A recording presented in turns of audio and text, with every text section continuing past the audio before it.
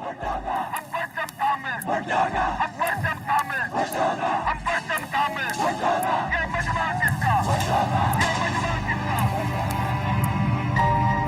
had only that half an hour to say our goodbyes, but my father said to me at that time, he said, you know, you are so young and I don't have the right to take your life. This was my life. I made the choices in my life.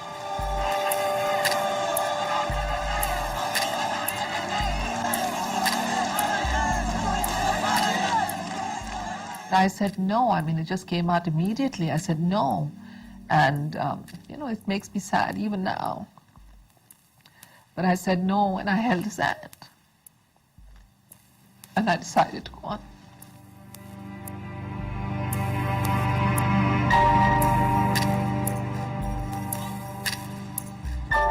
Benazir Bhutto was hanged to death at 2 o'clock this morning in Rawalpindi District Jail.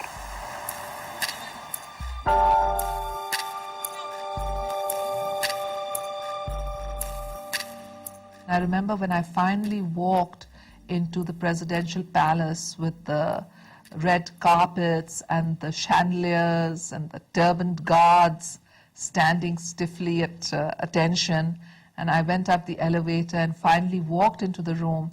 I felt the sweetest moment of triumph for all those who had died to bring democracy back to Pakistan. Benazir Bhutto is now politically on the defensive. When her call for her election was ignored, she was compelled to think again.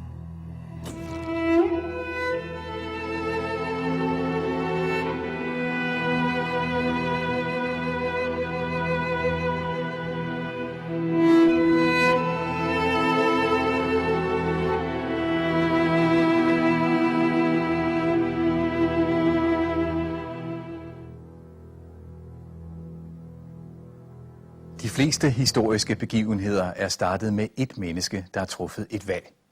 Et menneske, der på den måde har været med til at forme verden, som vi kender den i dag. Men hvorfor kom netop disse mennesker til at skabe historie, og hvordan træffede de deres mest afgørende beslutninger? Benazir Bhutto blev et ikon for kvinder verden over, da hun som 35-årig blev den første kvindelige leder af et muslimsk land. Men hvordan lykkedes det hende at nå toppen i et af verdens mest mandsdominerede samfund? Og hvorfor er hun i eksil i dag? Her er hendes historie.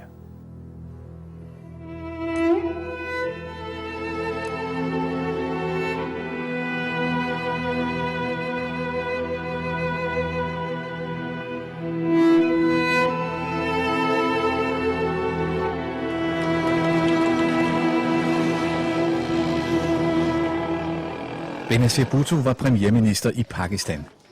Hun styrede et muslimsk land med 150 millioner indbyggere og en fortid, der er præget af militærkup, fattigdom og stigende fundamentalisme. I dag bor Benazir Bhutto i den lille ørkenstat, de Forenede Arabiske Emirater.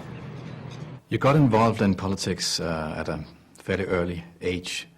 When did you realize that politics was your calling? I always disliked politics because my father was in politics and he used to leave and there used to be threats against his life. And as a little girl, I would stand at the door waving goodbye with my heart thumping and praying for his safe return. And I used to say, this is not the life I want for myself. But when my father was arrested and sentenced to death, and in my last meeting with him, I decided that I had to enter politics myself. It wasn't up until then that you realized that you had to go into politics? No, not until the last day of his life.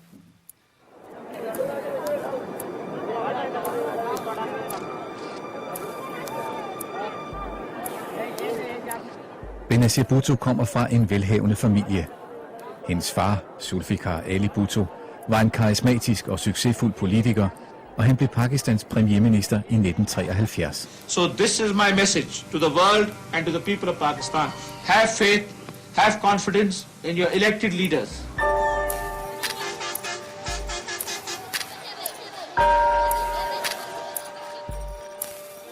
Hans parti, PPP, Pakistans Folkeparti, er nærmest et familiefirma, og både partiet og farens popularitet er gået i arv til Benazir.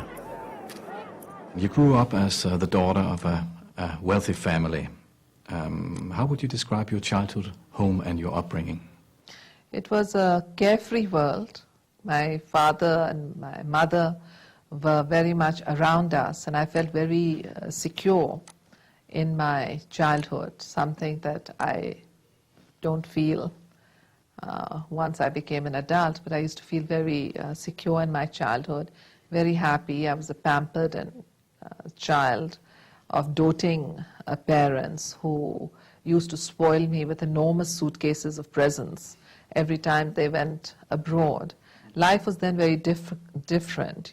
There used to be big estates in Pakistan, big homes, lots of staff, and I had very little idea of the real life beyond the four walls of my home. I think traditionally the sons in a Pakistani family are in the focus, and the daughters are supposed to be in the background.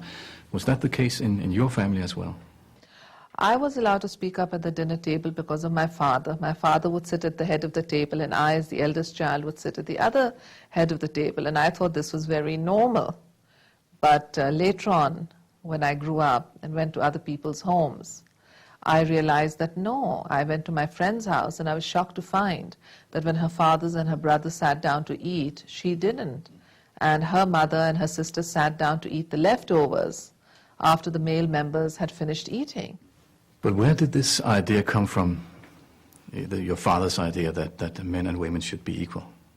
My father was a reformer, and he wanted to reform society, emancipate society, and I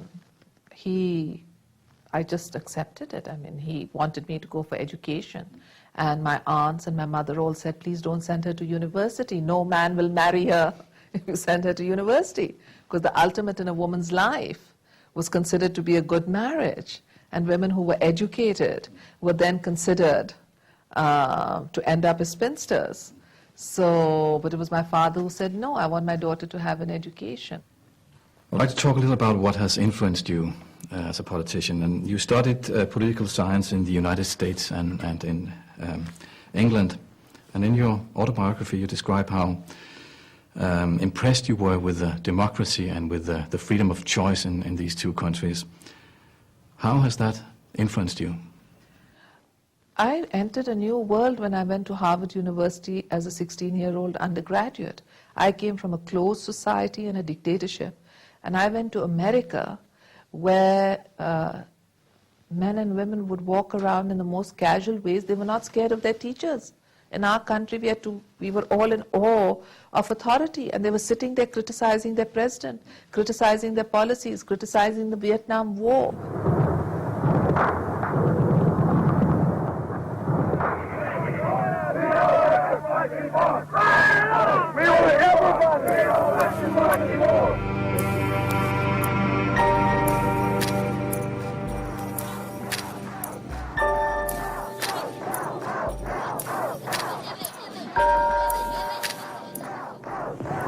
Therefore, I shall resign the presidency effective at noon tomorrow.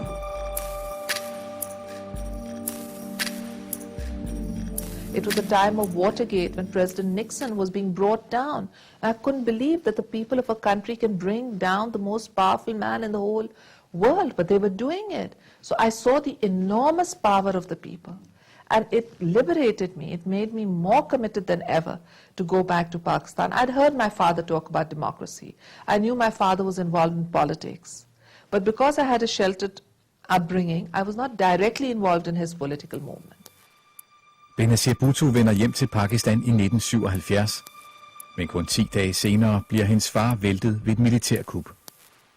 Kniven føres af den betroede stabschef for hæren, general Zia-ul-Haq.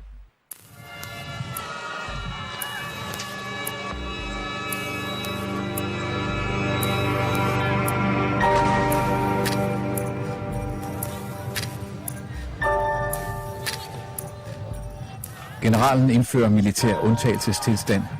Benazirs far bliver fængslet, og familien sat i husarrest.